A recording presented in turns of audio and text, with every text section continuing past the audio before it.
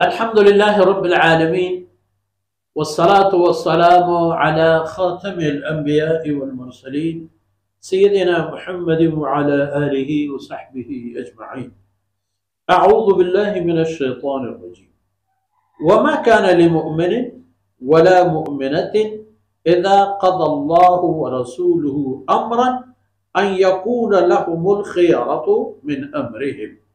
ومن يعص الله ورسوله فقد ضل ضلالا مبینا۔ گرامی قدر بھائیوں، بہنوں اور پیارے بچوں، گزشتہ آیت میں ہم نے مشاہدہ کیا کہ اللہ رب العزت کتنی شان اور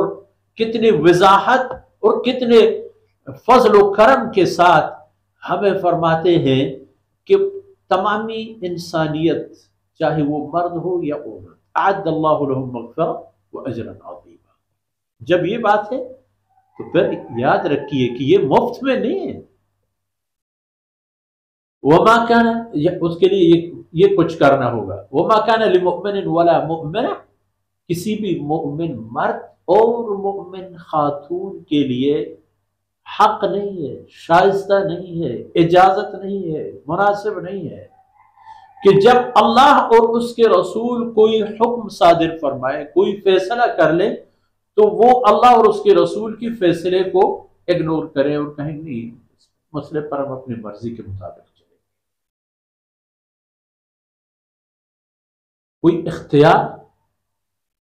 نہیں ہے اور ان کو زیب بھی نہیں دیتا کہ اللہ اور اس کے رسول کے اختیارات کو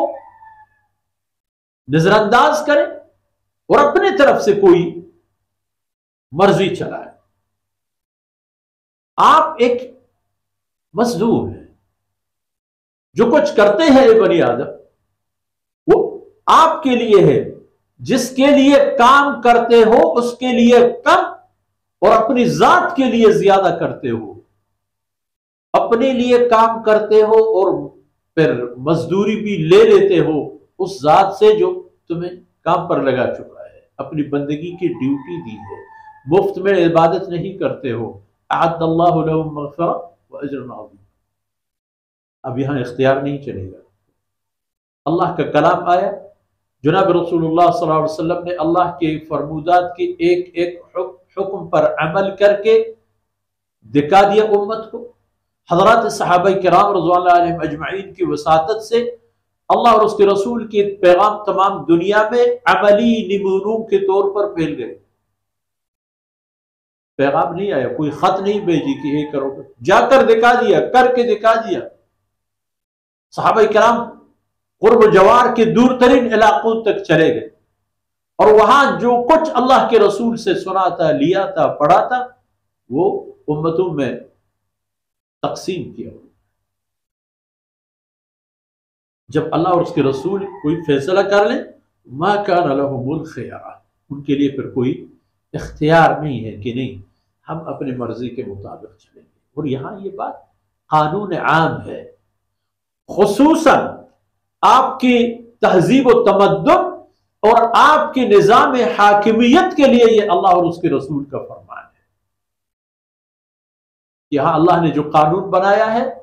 آپ کی معیشت، آپ کی سیاست، آپ کی دفاع، آپ کے تمام امور، سماج، سوسائٹی وغیرہ، سب میں اللہ اور اس کے رسول کے فرمودات کے مطابق چلنا ہوگا۔ اور فرمایا وَمَن يَعْصِ اللَّهَ وَرَسُولَهُ۔ جب یہ بات ہے تو پھر یہ نقطہ بھی سن لو اور سمجھ لو کہ جو آدمی، جو بھی کوئی نافرمانی کرے اللہ اور اس کے رسول، دراصل رسول اللہ صلی اللہ علیہ وسلم کی نافرمانی اللہ کی نافرمانی ہے، اور جو کچھ اللہ اور اس کے رسول کی نافرمانی کرتے ہیں فقد ضل ضلالا مبینا، تو پھر حقیقت یہ ہے کہ ایسا آدمی گمراہ ہو چکا ہے، وہ راستہ گم کر چکا ہوتا ہے علانیہ طور پر۔ وہ تو جا رہا ہے اپنے خیال میں کہیں کو، لیکن جا رہا ہے کہاں؟ حقیقتاً اور حکماً، ظاہر و باطنی صورت میں وہ تباہی کی طرف، ہر حالت میں تباہی، کیونکہ اللہ اور اس کے رسول کا کوئی بھی راستہ آپ کو سعادت کی طرف لے جاتی، اور اللہ اور اس کے رسول کی نافرمانی کا ہر راستہ ہر زمانے میں جہاں کہیں بھی ہو آپ کو جہنم کی طرف لے جائے۔ فقط ضل ضلال مبین، یہ آدمی گمراہ ہو چکا ہے، ایسی گمراہی جو ڈکی چھپی بھی نہیں ہے، علانیہ گمراہی، اس نے انتخاب کی ہے پھر تباہی کو، اور جس چیز کا اس نے انتخاب کیا ہے بڑی شدت اور حدت کے ساتھ وہ اسی رستے پر اور اسی چیز کی طرف اور اس منزل کی طرف جا رہا ہے۔ اس لیے اگر اعد اللہ لہم مغفرۃ و اجرا عظیما کا اگر طلب ہے تو یہ کرنا ہوگا کہ اللہ اور اس کے رسول کی ہر بات ہر حکم ماننے ہوں گے اور ان کے مطابق چلنا ہوگا، ورنہ دنیا میں بھی تباہی اور آخرت میں تباہی۔ یاد رکھیے اللہ اور اس کے رسول کے رستوں سے ہٹ کر دنیا میں بھی جن قوموں نے راستہ اختیار کیا وہ بھی کہیں نہیں پہنچ سکے، ان کے پر یہی تخریب تعمیر تخریب پر یہی سلسلہ چلتا رہا، تخریب و تعمیر، اور یہاں تک کہ صفحہ ہستی سے مٹ گئے اور مٹتے رہتے ہیں دنیا کی اقوام جو اللہ اور اس کے رسول کی فرمودات سے ہٹ کر زندگی گزارتے ہیں۔